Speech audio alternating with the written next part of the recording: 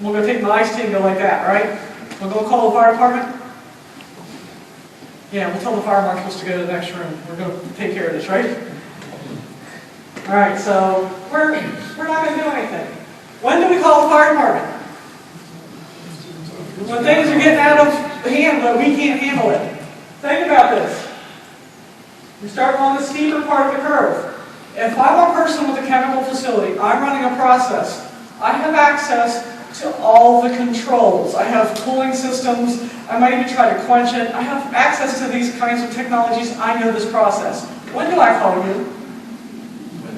When that doesn't work. Okay, so what can you do that I couldn't do with full knowledge of the process and knowledge of the control systems and water cooling loops and all this other stuff? What can you do? What do you bring to the table?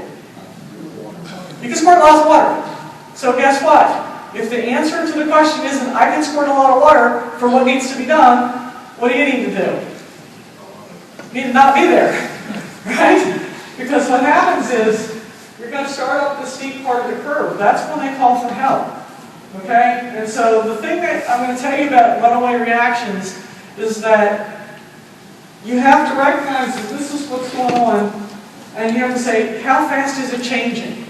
Okay? If things are just going up a little bit at a time, it's not necessarily such a bad thing. And for example, if you have a load of methyl methacrylate, which you'll see a video of momentarily, with the methyl methacrylate, or methacrylic acid I should say, the manufacturer will tell you if it reaches a certain point, dump it on the ground.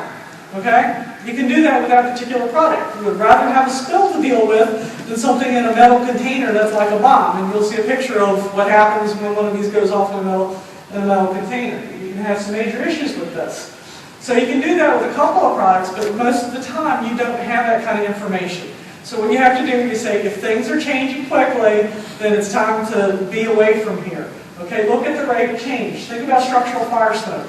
You know, you go into someplace, yes, do you expect it's going to be hot if you go to a place that's on fire? Yeah. But if you're starting to get more smoke all of a sudden, very quickly, just like the video we showed earlier, now you're starting, hey, this is a serious situation.